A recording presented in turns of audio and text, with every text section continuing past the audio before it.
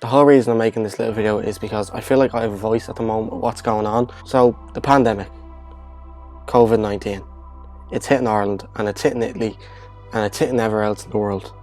The reason why I'm saying this and talking about it is because Ireland are panicking, and we kind of always do that when something like this happens. Like, they're just ripping the shit out of all the stores, they're taking everything, and the worst thing you can do in this type of situation is panic and stress, because that leads to anxiety, and then that leads to irrational decisions. And I've noticed this with a lot of people in Ireland. And don't get me wrong, I understand that, like, the most of Ireland, they're like, what is going on? What can we do? Are we going to go into lockdown? Because obviously they're taking information from what's happening in Italy and what's happening in Spain. So it's understandable for them to be wary, but the best thing I can say right now is, I know it's hard. I know it's very anxious not knowing what's going on, whether we're going to go into lockdown or not. But the thing you kind of have to remember is to kind of take the positives out of things. For example, I mean, remind yourself, you know, because you don't have COVID-19, say to yourself, well, listen, at the end of the day, I'm waking up every single day. I'm fine, I have a roof over my head, and I have a bit of food in the fridge. You will be okay. There's nothing more that you can possibly do. You have water, you have electricity, you have your phone, yours will be grand. And that's something that I had to remind myself a bit lately, because I was a bit up the walls, but I've realised there's no point in stressing about it, because realistically, it's not the end of the world. So just keep that in mind, have that little glimmer of hope that, yes, this is the biggest thing that our generation have faced, but we will come out of it better.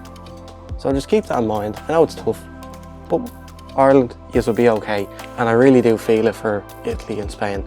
So I'm thinking of you. I genuinely am, because it's a really shitty situation. So that wraps that up. I hope you are okay. Stay safe out there, people. See you soon. I was thinking to myself, oh shit, I'm fucked. I can't do this. I never got to tell the story of how I make these videos. How they come from a raw piece of footage to a finishing product.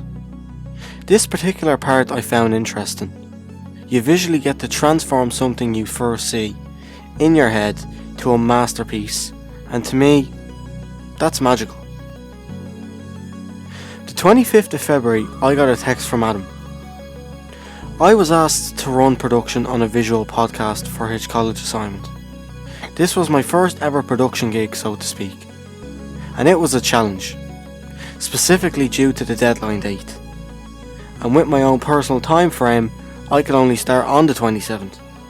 I only had less than a week to plan, schedule, shoot and edit this project. Was I biting off more than I can chew? Could I pull it off? Yes, I did, and here's how. We sat down the 27th to co-write and put a structure plan into place. This was the easy day, to be honest. I felt confident in my ability to pull this off in a well thought out professional manner. Right, so here are the issues that I faced. The day of filming commenced on the 1st of March. We had set out to do it in Adam's house, which was fine. I had all my gear prepped and ready to go, and we filmed the visual podcast, which took 40 minutes. So everything was good. We took a break, went in and made pancakes, and then I came back in and I said, right, let's do this, let's get it all set up. Here's where the problem occurred, because I didn't expect it. The storage thing came up on my laptop. I've suffered from this many years when it comes to video editing, and I didn't anticipate it happening, so I literally tried to sift through everything and try and get it to work, and it just wouldn't work. I tried deleting everything that I could possibly delete off my laptop to free up storage so I can import the footage and edit it, and it just wasn't working. So by then the self-doubt creeped in, and I was thinking to myself, I'm not going to be able to do this, I don't have the power to do this, how am I going to do this? I was thinking so negative in the moment, and I was just getting very frustrated. When I get set a challenge, I want to complete it. I don't want to half-hour something, and I felt disappointed because I let myself get to the stage where I should have seen it coming, and I didn't. The best thing for me to do was to revisit another day, and it took a lot of manpower to wipe everything off my laptop, put it onto an external hard drive just to free up storage. Basically, we did edit it on the software. I wasn't fully convinced that I was going to be able to export the footage, But sure, look, we had a backup plan, and that was to record the screen. That didn't work. Our third plan was to record the kind of sound off our phone, as in leave the phone sitting on the laptop. So that was our kind of last resort, and it did have to come to that. So the realization that I found from this was to be more prepared and anticipate what's going to happen. Now, some of these things you can't, but to a certain degree, something like that I should have seen coming, and I will be more aware of that in the future. So, I've learnt my lesson about not anticipating issues that could affect the whole project. It's one of those tedious things that you never want to have to deal with. So, let's take a look at the pros and cons. I didn't give up when there was a bit of heat thrown my way. I had 2 backup plans put into place. It also gave me experience with carrying out a video production gig. It expanded my confidence as well with what I do. I learned how to use Adobe Premiere Pro, which I didn't actually need to use in the end. And last but not least, I helped out my best friend when he really needed me. Let's take a look at the cons. I didn't have enough time. That's an understatement. Fake it until you make it. I sort of knew what I was doing. Like, I could have known more to make it better, if that makes sense. And lack of memory on my Mac. So you see, there was more pros than cons.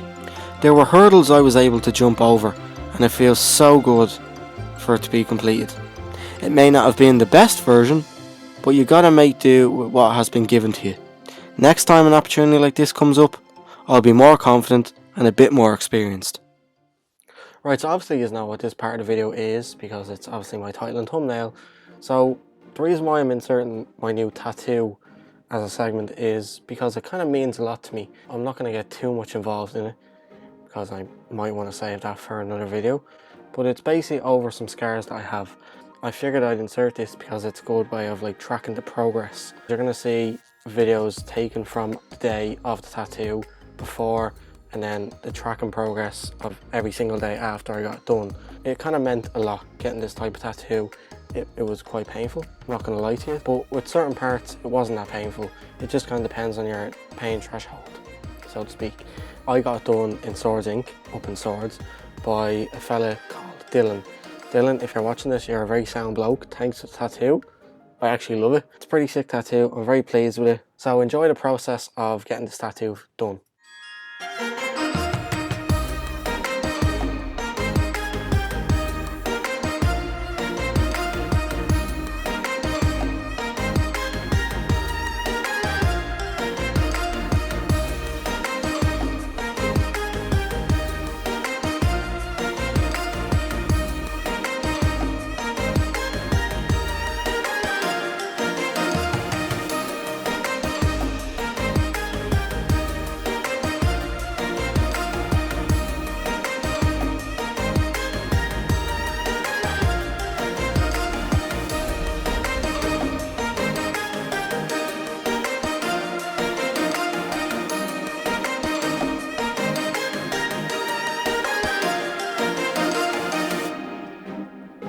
Hey, please like this video and subscribe, and I will see you soon.